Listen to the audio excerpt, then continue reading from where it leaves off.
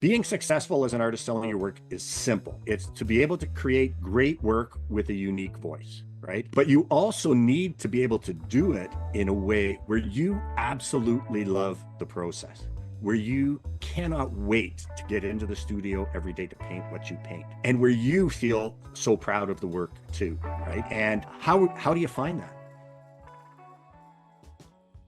Thank you for letting me be on your Zoom call. Oh, as you can probably tell, I love this stuff. I love Yeah, yeah. I have a question first. So I paint every day. I paint landscapes, I paint portraits, I paint even train cars from realism to folk art style. How do I discover my niche? Or do I need one? And can I just paint collections and find success? I would like to do commercial art. Okay. So by commercial art, that graphic design kind of, but by that I mean, you want to do commercial sales, right? You want to make a Yes, living from the sale of your art. Okay, correct. Yeah. this is a great question. So what you're doing right now is exactly what you're supposed to be doing, because again, remember I mentioned that our ultimate talent is the sum total of our skills, our experience, our creativity, and our knowledge. And the biggest mistake that I see a lot of artists making, and the worst advice that I see artists getting early in the process, is, oh, you need to figure out who you are and what you do and paint that so that people know you're the person who does, mediocre landscapes of kind of whatever. And at least they're all kind of the same. And it looks like the same artist did all this stuff. And they say, well, because then people will know what you do and you will sell more work that way. And that is true only if what you're interested in is how can I sell more work at this particular show. You will sell more work probably right now if you focus on one of those things and go, that's the thing that I'm going to do. If you just arbitrarily make that choice, you will probably sell more work right now than if you are showing your work and you have a portrait, you have a landscape, you have a painting of a barn, you have a floral, you have an abstract, you have a high realism, you have impressionist work, kind of all of that kind of stuff. You will sell less right now if your booth looks like that. Yeah, that's what I mean about my collection. So I Yeah. usually, if I have a show, I do only show that one collection. Okay, so I would actually recommend against that. If you Oh, went to my booths early on when I was doing art festivals, when I was had my tent and all that, like it looked like there was the art of 20 different artists in there. hmm. And I had actually one of my friends ask me semi-jokingly if I was mildly schizophrenic, because he said there's like 50 artists in there and it's like, you need to pick one. And I said, well, no, I don't. Like eventually I do, but I don't know who I'm going to be when I grow up, and I need to find it. But what I want it to be is the absolute maximum fulfillment of my potential, right? And you can't force that. And so being successful as an artist selling your work is simple. It's to be able to create great work with a unique voice, right? And by great work, again, we mean work where people go, oh my God, I love it, I have to have it. They don't go, oh, I love this artist along with other people. You want to be in the situation where for some people, you are their favorite artist in the world. And it still blows my mind away. Sometimes people say that to me and it's like, holy smokes, like, have you really taken a look at what's out there? Like, there's a lot of great art, but like, thank you. But that's what you want to shoot for, right? But once you get to that stage where you are creating great art, again, the art that people just go, where they make tough decisions. I always used to love it when I had a show at a gallery or an open house, studio open house, whatever, there would always be people show up and they would say, well, we feel kind of bad because we're not in the market to buy any work. We're just here to look. And I'm like, fine, come in, look around. If it was at my open house, drink my wine, whatever. And then invariably by the end of the day, one of those couples would be over in a corner and you would think that they just got some terrible news by the expressions on their face and the discussion they're having. And they're making the decision about, gee, I guess we're not going to Florida this year because we're going to buy that painting, right? Like that's the level of desire that you need to evoke from people. But that's very difficult to get there. But you also need to be able to do it in a way where you absolutely love the process, where you cannot wait to get into the studio every day to paint what you paint, and where you feel so proud of the work too, right? And how do you find that? Okay, we'll get to how you find that voice in just a sec. But I just want to mention to you, if you're very serious about making a living from your art and you really want to fast forward that process to finding your own unique voice where people just line up to buy your work, you might be interested in my Hungry Artist community. Now that comes with all of my courses, plus you get weekly live Zoom calls where you get to ask me questions. I'll offer you coaching advice and I'll critique your work, just like the session that we're watching now. So if you're interested in that, as well as getting 5 free chapters from my new book, You Can Sell Your Art, you can just click on the link in the description. You'll have access to the 5 free chapters. You can learn about my Hungry Artist community. And I also have some other courses priced anywhere from $49 to $199. And also every week I put out a new video. And if you find my content helpful, you'd be really helping me out by clicking on the like, subscribing, and clicking on that bell. Okay, let's get back to the video and my recommendation on how you actually go about finding your own unique voice. You taste. You got to taste everything that the world has to offer of painting. And what you need to be doing, though, is making determinations in here. And so you always want to be kind of attuned to, well, what do I love painting? Because when I was painting my portraits, I was a senior signature member of the Canadian Institute of Portrait Artists. I was probably one of the top 5 figurative watercolor painters in Canada. But when I allowed that to become my business of doing commission portraits for other people, I would rather have root canal than go in and paint another portrait of somebody's person the way they wanted me to paint, right? So even though I could have made a very good living doing that, I walked away from it because I thought, I don't love this. I already quit my job to try to do what I love. I'm not going to let that become a job, right? And so you need to be always, when you're working and trying all of this stuff, because what you're doing is you're amassing a huge amount of experience in that tool belt, right? And that's one of the keys of what our ultimate talent is. So you want to be kind of attuned to, there are going to be some things you do where it turns out great and people love it, but you go,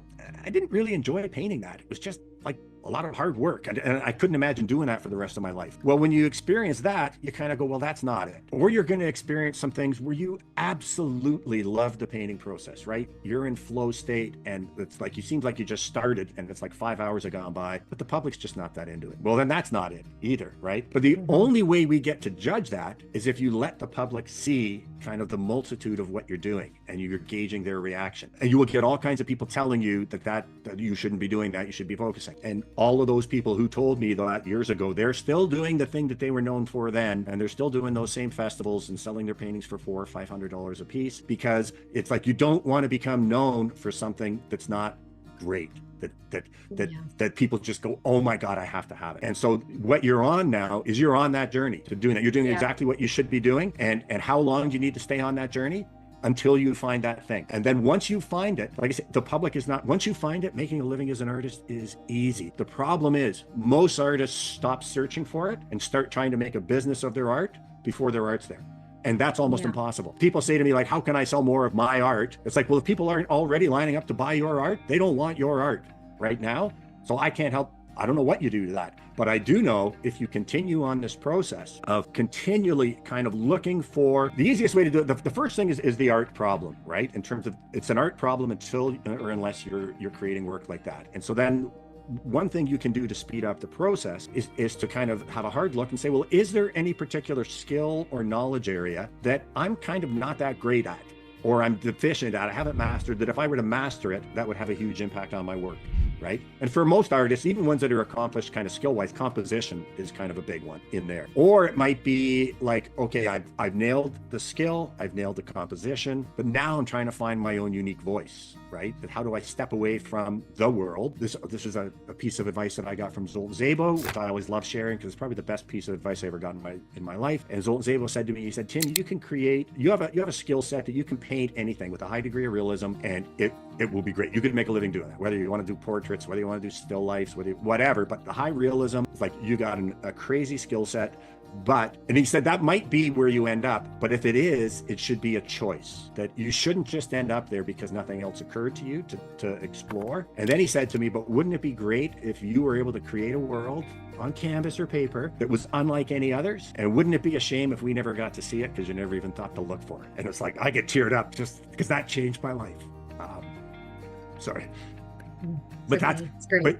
But you're doing exactly what you should be doing. But I would let people see the various different things you're doing, because what you want to always be going towards is, you will find, okay, sometimes you love the work and the public doesn't. Sometimes the public loves the work, but you didn't love the process. But there will be things where it's like, wow, I really, really like that. And the public really, really likes that. And so then that's like, oh, okay, that's someplace to dig deep on in terms of kind of maybe focusing there, right? But you want to give people the opportunity to let you know which of the things that you're doing they like more or love. And then once you create that, once you find that thing where people are going, oh my God, I love it. Like if you'll get a reaction unlike you've ever had to anything you've ever done before. That's where the only question you have to ask yourself is, do I love doing that? And if the answer is yes, it's like, okay, here we go. Let's ride this Okay. horse. Yeah, because I'm part of the Federation of Canadian Artists, Yep. and I've gotten a lot of stuff juried in, Yep. and I'm going like, ooh, that's what I should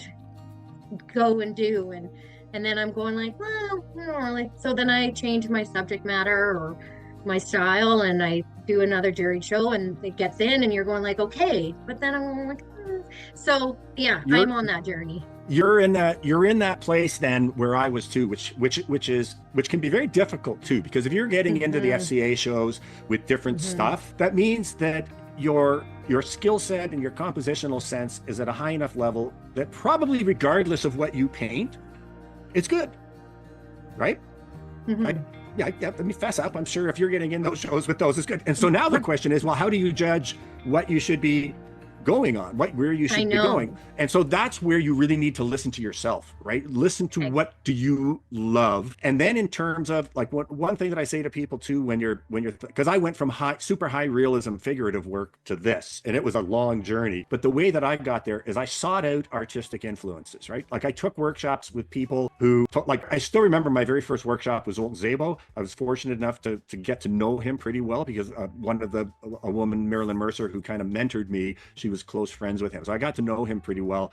But I still remember that first workshop with him. It's like, I would spend 27 hours to do a quarter sheet, head and shoulders portrait. And I watched him do a gallery quality, full sheet watercolor in an hour and a half using big brushes, starting on wet pencil, no pencil line, starting on wet paper with big brushes. And I was just blown away. And I was like, I want to try that. But I was terrified because it was so far outside of my comfort zone. And I thought I'm probably going to fall flat in my face. And then I also was terrified because in this workshop, it was being run by Marilyn Mercer.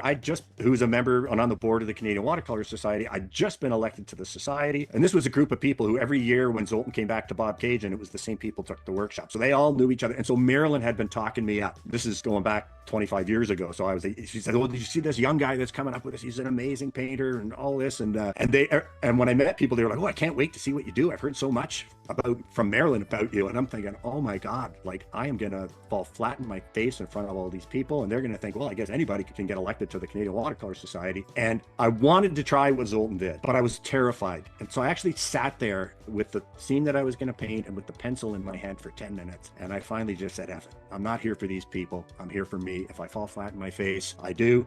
And I just leapt in trying to do some of the stuff that he did with the wet brushes. And it was a dog's breakfast at one point. It came around to being not bad, but that experience really changed my life in terms of I'd never really understood what process mode was then, and giving yourself permission for a painting to fail. And so I did that. But then the great thing was, like, over the course of that week, I just kept doing that kind of stuff. By the end, I actually had someone in the class want to buy one of my paintings, but I had added now so much more to my tool belt of my experience and creativity. Yeah.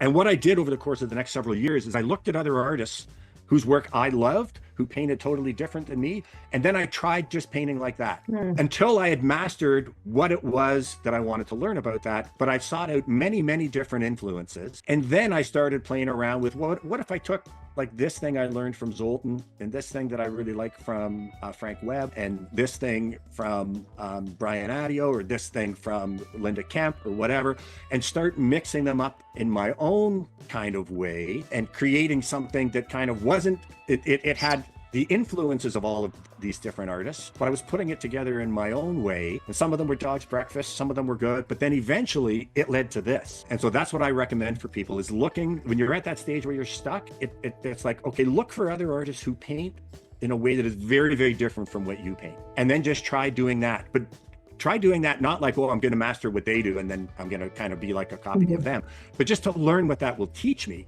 so that now I have more to bring to the table. And then every once in a while, when you've used a bunch of different influences, so you've gained new experiences, you've gained new processes, new techniques, new ways of looking at approaching a painting, then you just come in and go, okay, here's a painting I want to paint. I'm just going to spitball it. And I might even do 5 different ways of painting, because you'll have ideas. Well, what if I did this or whatever? And you do that. And then eventually you reach it where you do a painting where you go, oh my God, I think this is it, where you loved it, where you loved the process, and then you put it out there. And if the world goes crazy over it, you go, okay, now this is easy. And so anyways,